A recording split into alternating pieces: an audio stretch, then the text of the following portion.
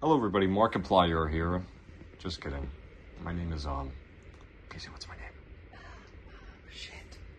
Jack. No. Yeah. Jack. Brooks, right? Sounds right. Yeah, Jack Feels Brooks. Right. Yeah.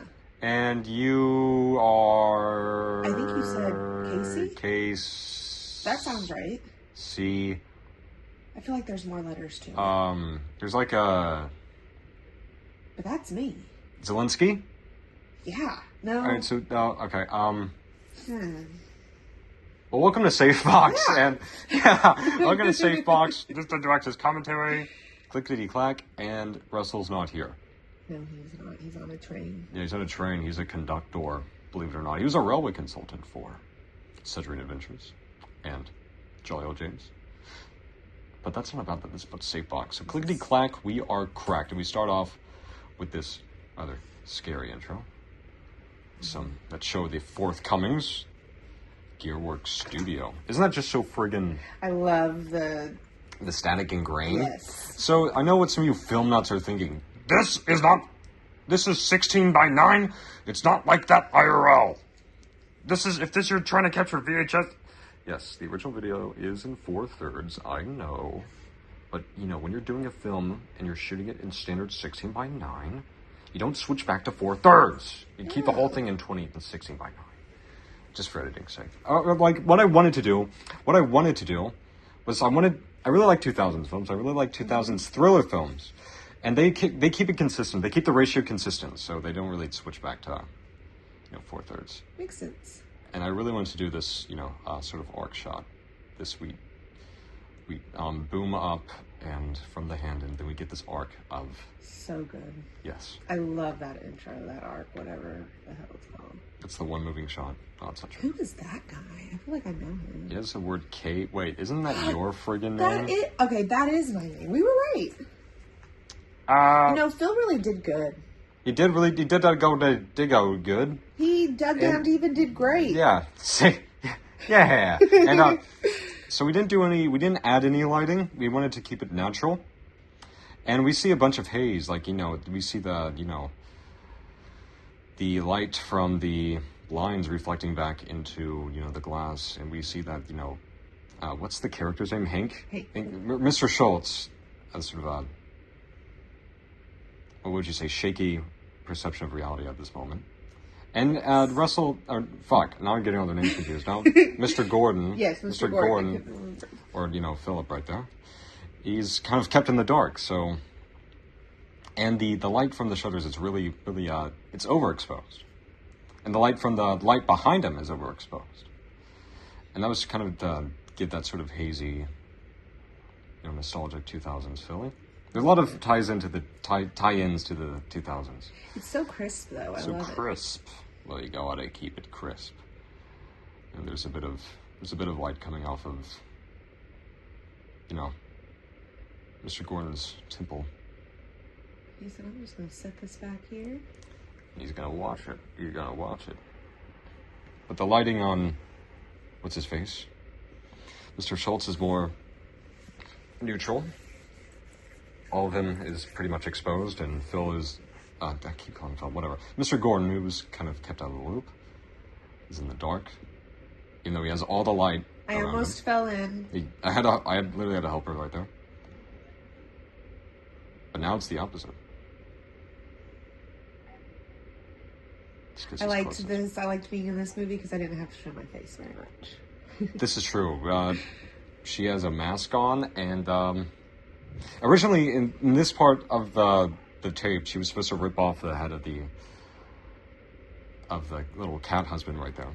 But I thought that was a little too on the nose. Well, it would have been difficult me holding the camera. And it's really, and Russell had to do it. Oh, it wasn't easy to do. Yeah, Russell had to rip I it off love with this pliers. scene with the shadows. Yes. Genius. Oh, stop it. You're giving me a tummy ache. But the lighting and color grading, very sterile. 2000s! The best time. Unless, you succumb to opioids and You know, Yeah. the stock market crash. Spatadoc! Oh, not the stock market crash, but the real estate crash of 2008. But yeah, this is shot at Spatterdock, this part right here. And that one of those first clips where, you know, we were at the water. And if you don't know, that's where we shot Dying to Be Happy.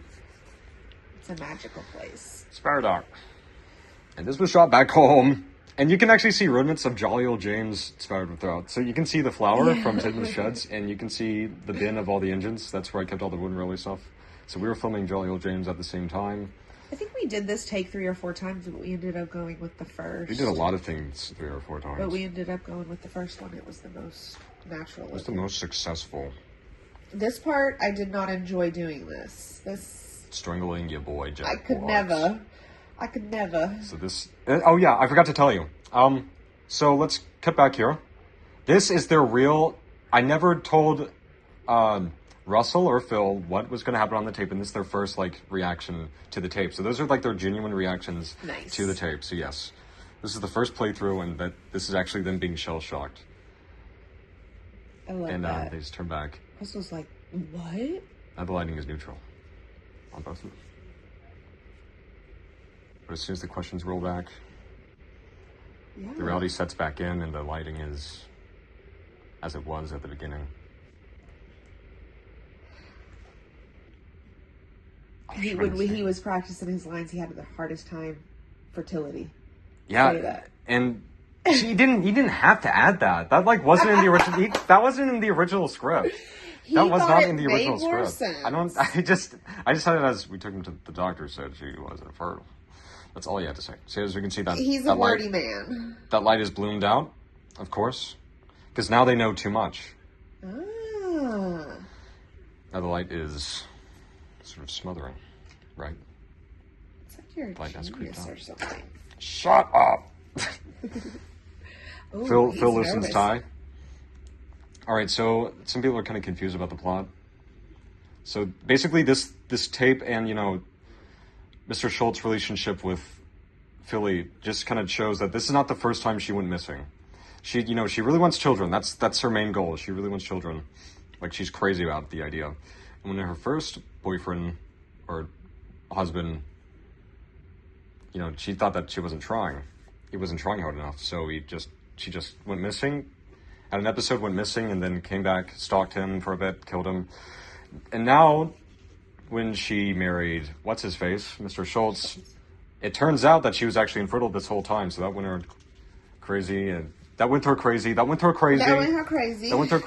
and then she went missing for a longer time. But guess what? She's freaking back. Because she's crazy. I love that angle, too. What? Where you see Schultz... Yeah, he's who's still kept out of the loop, and you can't help but just look down on him. That fucking My house bastard. Is so great for creepy. Yeah, look at that little light right there with the bleach. That door creak. That actually is just that is a wild of the door. A wild of the door. That door was a paid actor. This was a shot of Dying to Be Happy as well, where we shot them in the as what Russell likes to call bed and breakfast, but I could have been. Right. Russell's got to put his own spin. I love him. And it's kind of blurry right there. I kind of like that. I do too. It's very creepy looking. I love it. Now, I wanted to follow him around the whole house, but it just didn't work well because I had to keep changing the exposure and everything, so we just had a... I'm in the background. I love that when the light comes on. Yep. T-yerps. And guys, there's a gun, as you can see. What? Set up. Oh. Ah! He's confused. He's like, shit, where'd my wife go? Who is this man? Who is it? His name is apparently Joe Bailey. We love Spatterbox. It says that in the missing poster. Oh. What the fuck? Wait a second. He's like, wait a minute, isn't that Gulp? Me? I love this. This is pretty awesome. I love your ceiling. Our house has been under construction for many years. It's all right, guys. This is actually taken directly from Saw 3, this part right here, where it's when Detective Carey is abducted. Mm-hmm. It's taken straight from Saw 3. I wish I would have, grab. No, you kind of sneak up on him and you give him a minute. You give him a breather, which is awesome. That's true. But that's not it, guys. But wait. wait. If you're patient enough to wait after the credits, something awesome happens. Something awesome blossom. See, Jack works as Joe. Joe. I don't think we. And the leads have first names too, but we never say their first names, so we just didn't credit that. But his name is Hank Schultz and Tom Gordon. Hank Twain. Hank Twain's the engine.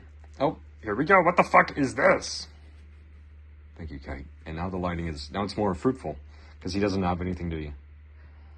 It's skeptical about until now. He's like, what's this? What? He's like, what? This is the head of the husband? Is this the head? Until he finds out it's the friggin' address. What the fuck? And we have sort of a Dutch angle right there. In the address, at the address. Oh yeah, the address. It's called Hoffman Drive or something. It was. Which Hoffman. Is a Saw, which is Jigsaw's apprentice in the later films. Yeah, it was. A lot of Saw references. We like Saw. We like Saw. We're so crazy about Saw. We love it alive. It's very wholesome. Yeah, but very wholesome. Very special interest in Saw. And, very heartwarming. Very heartwarming to see the puppet. And well, anyways, that was SafeBox. Say goodbye, Casey. Goodbye. Thank you for watching. Yes.